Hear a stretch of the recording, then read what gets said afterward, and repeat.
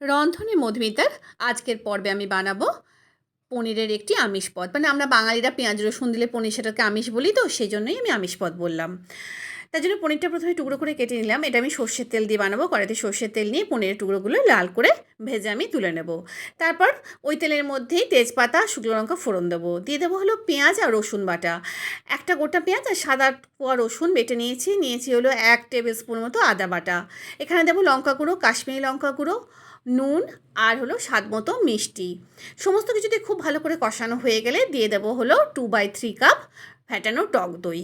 সেটা দিয়েও খুব ভালো করে কষানো হয়ে গেলে 3-4টে কাঁচা লঙ্কা কুচি করে আমি দিয়ে দিয়েছি। তারপর দিয়ে দেবো হলো পরিমাণ মতো জল।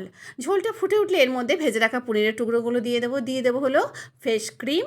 আর নামানোর আগে দেবো হলো গরম মশলা গুঁড়ো। ভাত বা রুটির সঙ্গে পনিরের এই কষার আইটেমটা খেতে লাগে একেবারে অনবদ্য। একবার বানিয়ে দেখো।